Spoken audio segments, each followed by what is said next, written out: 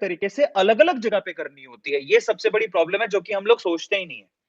ठीक है? आज अगर मैं मेरी बात करूँ तो मैंने अगर मेरे पास पैसे थे तो मैंने कहाँ-कहाँ इन्वेस्ट कर रखे? मैंने प्रॉपर्टी में थोड़े बहुत इन्वेस्ट कर रखे हैं, थोड़ा बहुत शेयर मार्केट में इन्वेस्ट कर रखा है, थोड़ा बहुत गोल्ड में इन्वेस्ट कर रखा है, थोड़ा बहुत अपनी स्किल में, थोड़ा बहुत अपने बिज़नेस में, तो मैंने डाइवर्सिफ़ाई कर रखा है। भई एक जगह से डूबेगा, सब जगह से थोड़ी डूब जाएगा।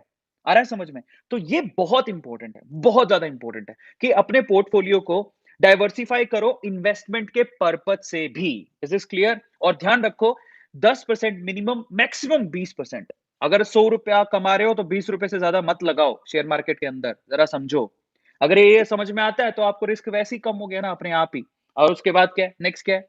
कई लोग क्या करते हैं, डेली ट्रेडिंग करते हैं और इंट्राडे ट्रेडिंग होती है। देखो अच्छी बात है, अगर आप ज़िंदगी भर यही काम करना चाहते हो, ठीक है?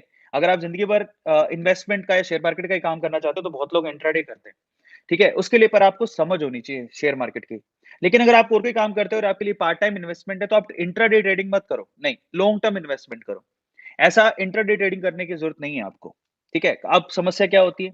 कई लोगों को थोड़ा-सा प्रॉफिट दिखता है, फटाफट से प्रॉफिट उठा लेते हैं और शेयर बेच देते हैं। वो ये नहीं सोचते कि आज ₹10 बढ़ा है, कल ₹20 बढ़ सकता है और हो सकता है कि साल बाद यही जो ₹100 का शेयर तुमने खरीदा, जहाँ ₹10 का प्रॉफिट हो रहा है, मे बी ₹100 का शेयर ₹1000 का हो जाए, तुम्हें तो प्रॉफिट ज़्यादा हो जाएगा।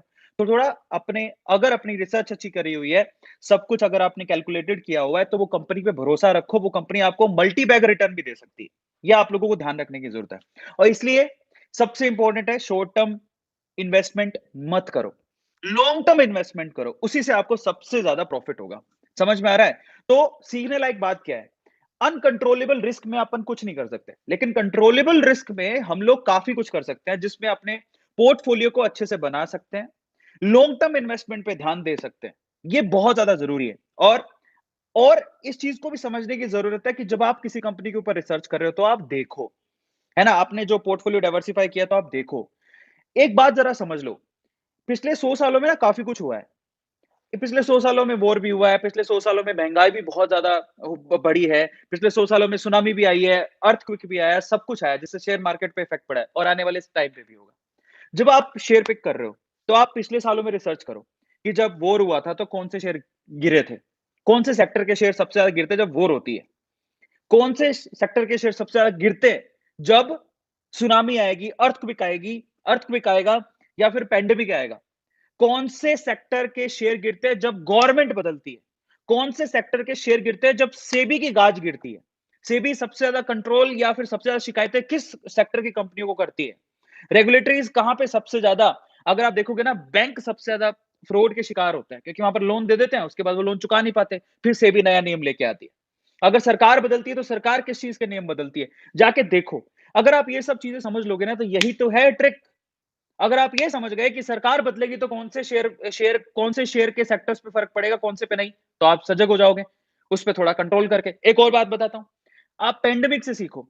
हमने मतलब मैं जिस जनरेशन से आता हूँ, मैंने कभी पैंडेमिक नहीं देखी। पहली बार मैंने पैंडेमिक देखी, ठीक है? और अगर मैंने पहली बार पैंडेमिक देखी तो मैंने क्या सीखा? मैं आपको समझाता हूँ मैंने क्या सीखा। मैंने ये सीखा कि जब पैंडेमिक आएगी, तो सब कुछ बंद हो जाएगा, सारा लॉकडाउन लग जाएगा। इन दैट केस सबसे ज़्यादा इम्पैक्ट किस पे पड़ा पता है? एविएशन पे। फ्लाइट-व्लाइट सब बंद हो गई, इतना घाटा लगा है। तो जिसके पास एविएशन के शेयर थे, एविएशन समझते हो? जो फ्लाइट्स, डोमेस्टिक और इंटरनेशनल फ्लाइट्स जो उड़ाती हैं कंपनियाँ, उनके भी शेयर वो भी लिस्टेड है। इंडिगो लिस्टेड होगी शायद, ठीक है? तो ऐसी कंपनियों के शेयर गिरेंगे। मैं उसमें इन्वेस्ट पूरी तरह से करके नहीं रखूँगा, बहुत रिस्ट्रिक्टेड। इसके अलावा और क्या गिरा? पैंडेमिक की वजह से सारे मॉल्स वगैरह सब बंद हो गए। आपको पता है फ़िल्में-विल्में पहले सोचते थे, फ़िल्में तो क्या रुकेंगी यार, हर सैटरडे संडे को मैं फ़िल्म देखने जाता हूँ। सलमान खान का मैं बहुत बड़ा फ़ैन हूँ, मैं तो वो डेली जाता हूँ, ठीक है? तो ये आईमैक्स, ये जो आइनॉक्स और ये सब जितने भी पीवीआर सिनेमाज़ काफ़ी ज़्यादा चलेंगे।